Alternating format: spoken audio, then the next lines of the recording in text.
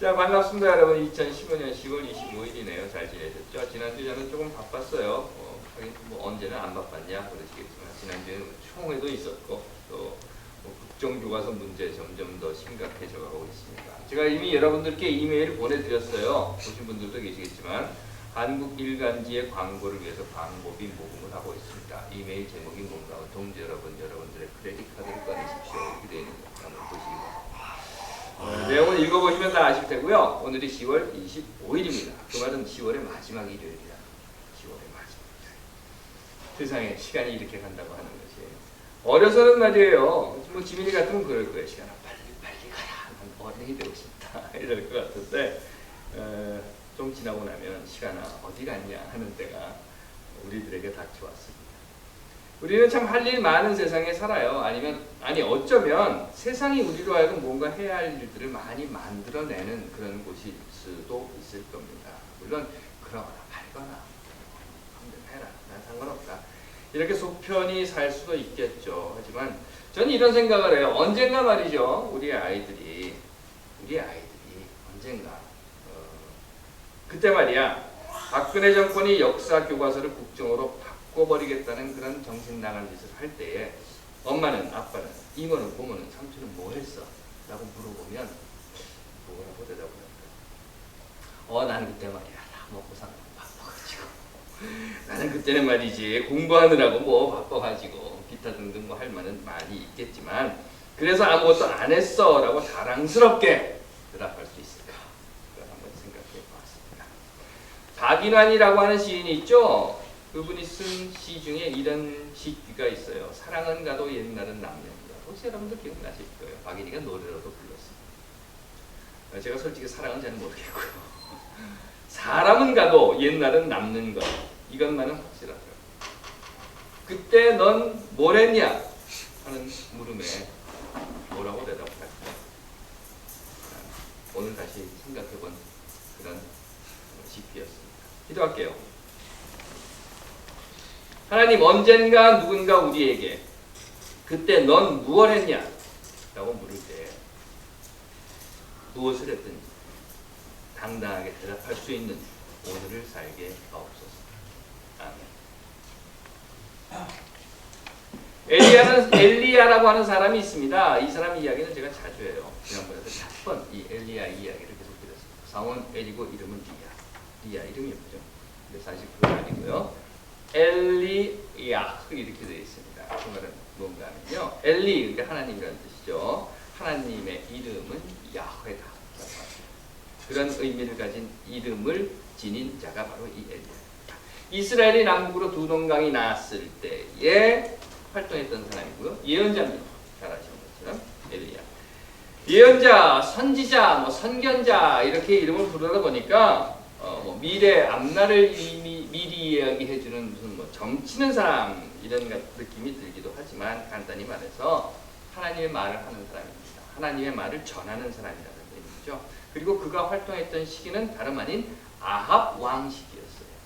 아합 왕과 그 아내 이사벨이라고 하는 사람들, 북이스라엘 역사상 가장 혹독한 정치, 사회, 종교적 암흑기를 만들었던 사람들이 바로 이 사람들이었습니다. 그러니 하나님 말을 한다고 하면 하나님의 공의와 정의를 이야기해야 한다고 하면 이때가 가장 그들에겐 바쁜 시기인 거예요. 모두가 다 하나님 뜻대로 잘 되고 모든 백성들이 다 행복하게 살 수 있는 그런 시기라고 하면 예언자들이 뭐 그렇게 바쁠 일은 없을 겁니다.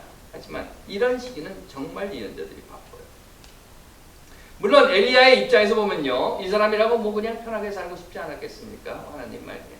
그럽시다. 우리 그냥 다 그렇고 그런 건데 뭐 헐거라요. 그냥 넘어가자. 이러고 살았더라면 별 문제 없었을 텐데 엘리야는 그렇게 하지 못했어요. 왜냐하면 예언자였기 때문에.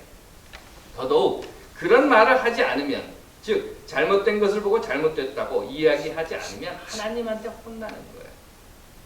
사실 자기도 하기 싫은 소리였지만 어쩔 수 없이 하게 된 겁니다. 그리고 나면 어떻게 되겠어요? 권력을 쥐고 있는 자들이 이렇게 이야기하겠죠. 저 쓴소리하는 놈 저놈 잡아라 이럴 거 아닙니까? 저놈 죽여라 이럴 거 아닙니까? 그러면 어떻게 합니까? 도망가는 거죠. 엘리야는요 도망가면서 뭐라고 했을까 생각을 해봤더니요 엘리야는 이렇게 했을 것 같아요. 왜 나만 가지고 그래 그랬을 거란 말이죠. 왜 내가 뭘 잘못했다고 하나님 시키는 대로 했는데 우시 그리고 막 도망갔을 거예요. 그렇게 갔을 거예요. 예, 맞아요. 그렇게 우시우시 거리면서 도망을 갔어요. 그가 엘리야였습니다. 예전 전도할 때요, 제가 시골에서 목회를 했는데요. 그 당시 수배당에서 도망다니던 그 후배들이 있었어요. 후배들도 있었고 선배들도 있었고, 가끔 그 시골 교회이니까 우리 교회에 와서 그 숨어 있기도 했습니다. 하루 이틀 가기도 하고 어떨 때는 뭐 한 이틀 정도 있다 가기도 하고 그랬어요. 그러면 형사들이 교회로 찾아오는 거예요. 와서는 교회 주변을 그냥 빙글빙글 돌아다닙니다. 돌아다니다가 그 얼굴 한번 내밀고, 아유, 그 당시에는 제가 목사 안수 받기 전인데, 아유, 전도사님 어떻게 뭐 잘 지내시죠? 쓱 한번 이러고 그냥 가버리고 그러는 거예요. 한 번은 후배 하나가 와 있었어요.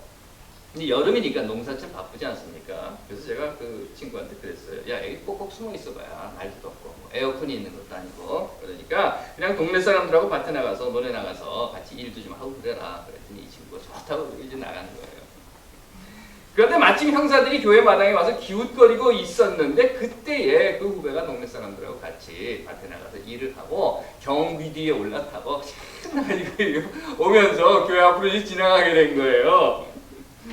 그때가 여름이었으니까 여름 성경학교 한다고 뭐 애들 뭐 밖에서 막 푹짝푹짝거리고 놀고 있는데 경비가 이렇게 길가로 막 지나가면서 다른 사람들은 그러잖아요. 전사님 뭐 이러고 하는데 이 녀석은 탁 하네. 형님! 이러고 하는 거예요. 형사들이 한번 쓱 쳐다보더라고요. 저기 뭐냐? 그리고 그런데 다행히도 잡히지 않았어요. 그래서 그런 생각을 했습니다. 야, 저래가지고 형사 너도 패먹겠냐? 그리고 사실 그때는 다 그렇게 살았죠. 참 말도 안 되는 세상이었는데. 그런데 엘리야는요, 숨겨질 선배가 없었어요. 그래서 결국 도망을 갑니다. 이사벨이 죽이겠다고 하니까 살겠다고 도망을 쳐버리는 거예요. 우리들의 사는 모습도 어쩌면 그런 것이 아닌가 생각을 했습니다. 이런 거죠. 이거 하나 끝나면 또 저것이 있고, 저거 끝나서 다 된 것 같으면 뭔가 또 이상한 것이 닥쳐오고. 그래서 마구 살겠다고 달려갔는데 달려도 또 달려도 막 달리고 난 다음에 어느 순간에 탁 서보니까 다시 그 자리에 돌아와 있는 거예요. 아주 멀리 달렸다고 생각했는데 죽을 힘을 다해서 달렸다고 생각을 했는데 결국은 또 똑같은 자리에 그대로 와 있는 거예요. 어찌없이 수없이 많은 이들의 희생으로 독립을 찾았다고 했더니 이승만이 덜컥 잡아먹었나. 결국 노독술이나 김창룡이나 이런 것들이 독립군을 때려잡던 것들이 약산 김원봉 선생을 붙잡아 고문하는 그런 이승만 독재의 개가족의 그런 시대가 되더라고요.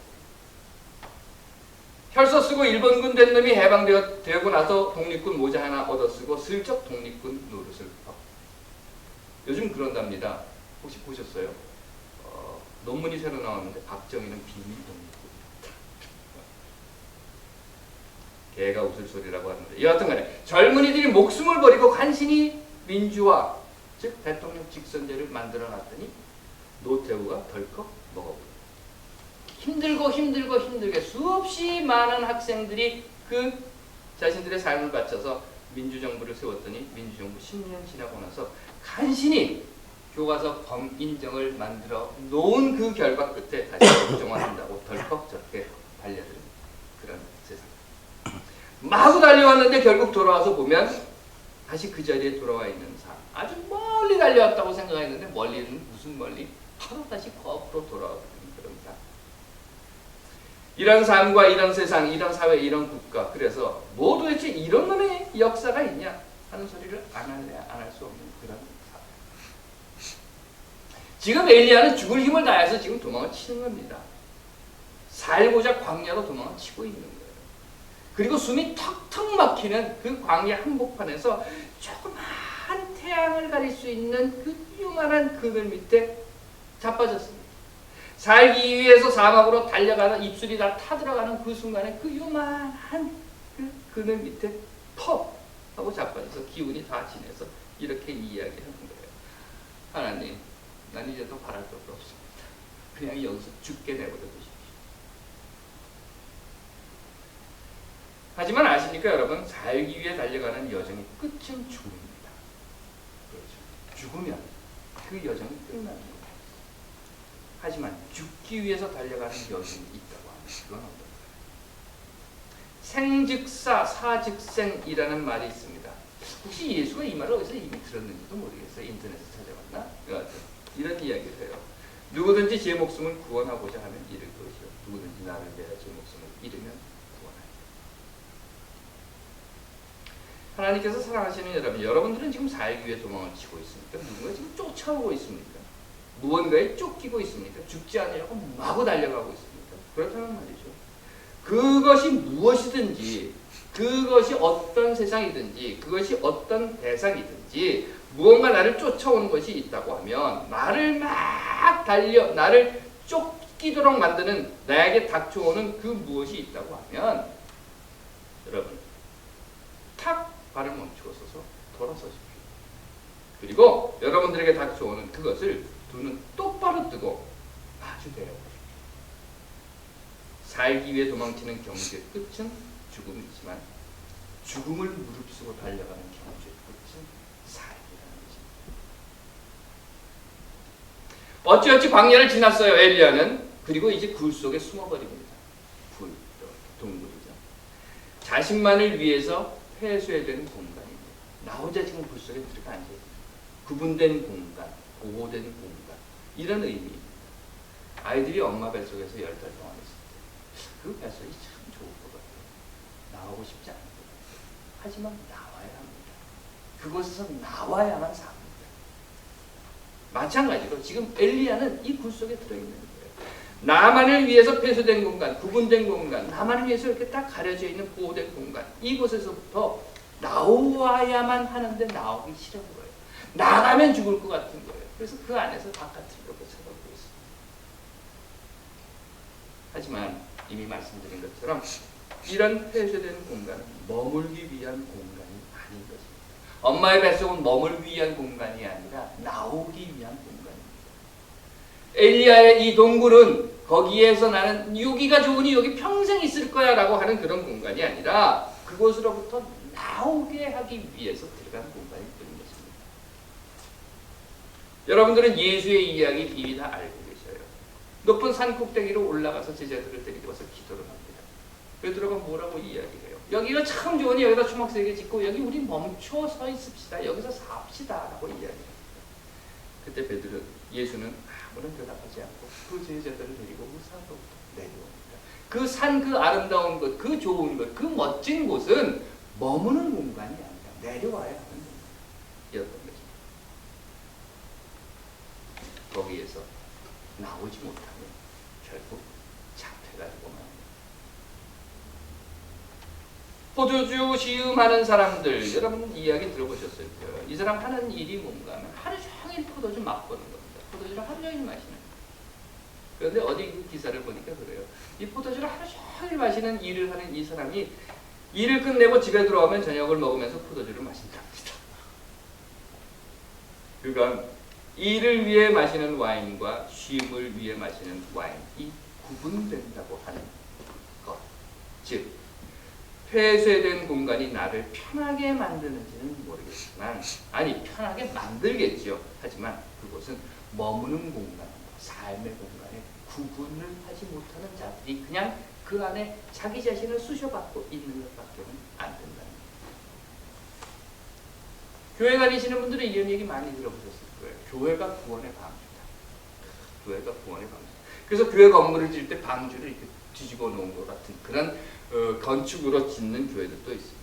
그렇기 때문에 밥도 교회 안에서 먹어야 되고, 교회가 구원의 방주니까 놀아도 교회 안에서 놀아야 되고, 잠도 교회 안에서 자야 되고, 공부도 교회 안에서 해야 되고, 시집장가도 교회 안에서 가야 되고, 이렇게 애도 교회 안에서만 낳아야 한다 하면 그건 교회가 구원의 방주가 아니라 세상으로부터 분리된 감옥이 되는 것입니다.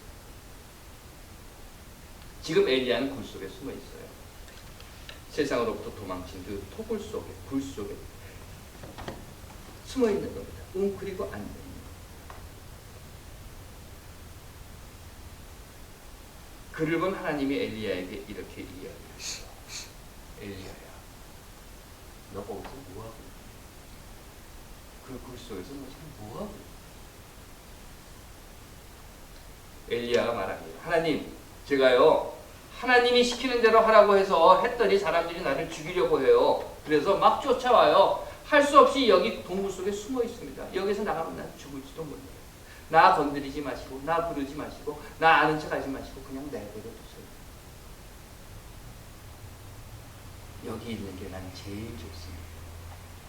베드로의 이야기입니다. 이 산꼭대기가 정말 좋고 아름답습니다.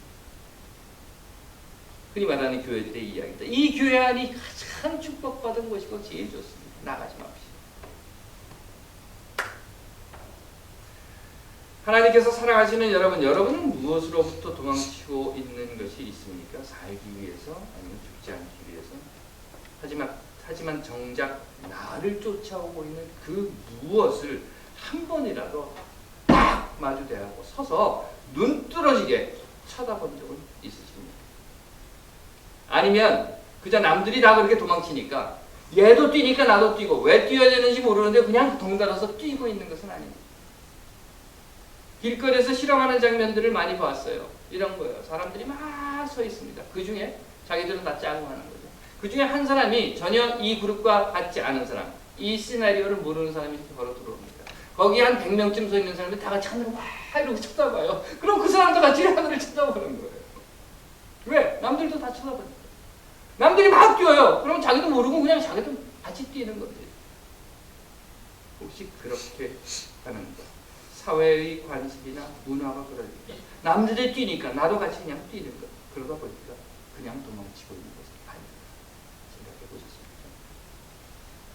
그리고 그 도망치는 곳에서 그 동굴 속에 웅크리고 앉아서 세상에 대한 두려움으로 또는 이웃에 대한 믿지 못함으로 사람에 대한 사랑이 없으므로 아니면 더더욱 나 자신에 대한 자신이 없음으로 해서 세상에 나가지 못하고 아직도 그 동굴 속에 웅크리고 앉아서 난 나가면 안 돼 라고 하고 있는 것은 여러분 삶 속에 없으십니다.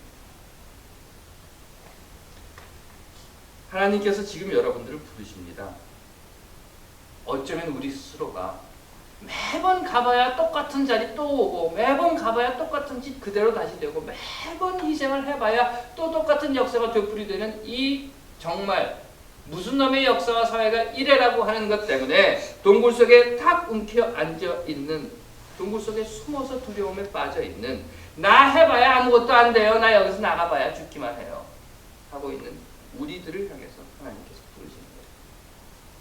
너 지금 거기서 뭐하고 너 지금 거기서 뭐하고 세월호 특조위의 예산을 완전 삭감해버린 세상에서 교과서 국정화 TF가 이미 비밀리에 가동되고 있는 세상에서 청소년 자살률이 세계 1위인 나라에서 노동시간이 OECD 1위인 나라에서 공교육 학부모 부담금이 세계에서 가장 높은 대한민국에서 노인 빈곤율이 1위인 그 사회에서 언론 자유지수가 68위인 대한민국에서 남과 북이 분단된 지 70년이 지난 한반도에서 전쟁으로 갈라진 신혼부부가 65년 만에 그 남편의 신발을 들고 3일을 만나고 헤어져야 하는 이 민족의 아픔 속에서 하나님은 우리를 부르고 계십니다. 너 지금 거기서 무엇을 하고 하나님께서 사랑하시는 여러분, 이제는 여러분들이 대답하셔야 할 차례입니다. 기도하겠습니다. 너 거기서 무엇을 하고 있느냐 하는 하나님의 음성이 오늘 우리에게 들립니다. 무엇라 대답할 수 있을지, 다만 부끄럽지 않은 대답을 할 수 있는 우리들이